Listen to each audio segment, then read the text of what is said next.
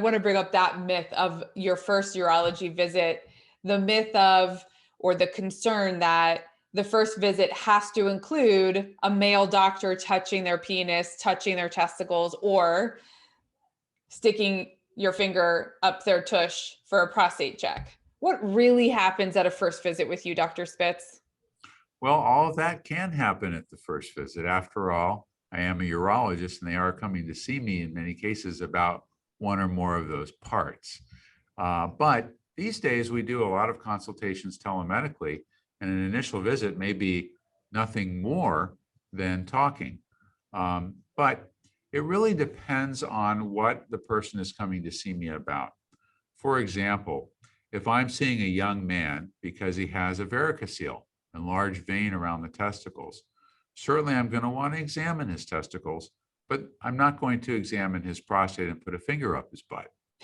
On the other hand, if a man is coming to see me because he's having difficulty urinating and he's about, say, 60 or 70 years old, and he's got a family history of prostate cancer, because the prostate can only be examined through a rectal exam, and because the prostate can be a source of urinary symptoms, then certainly I will want to examine that man and put my finger up his butt.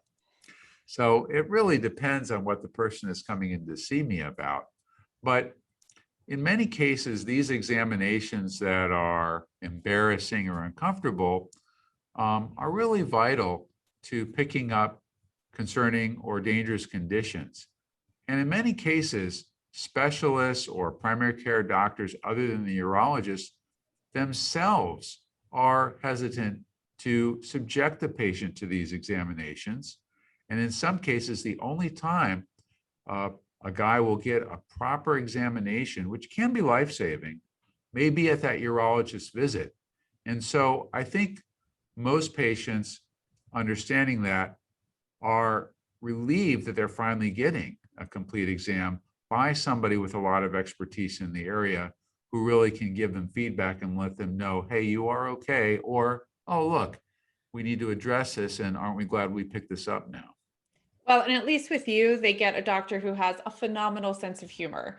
So at a minimum, we hope every single man out there will read the book, and at a maximum, if they're in your area, go see you, but certainly get in, just for any visit for these reasons. I mean, look, for women, as young as 14, I got my first pap smear. And it was certainly, it's certainly never pleasant. It's not something you look forward to, and yet you still need to do it. Right. Now, men are lucky in regards to young men really don't require any sort of internal exam on a regular basis the way young women are advised to.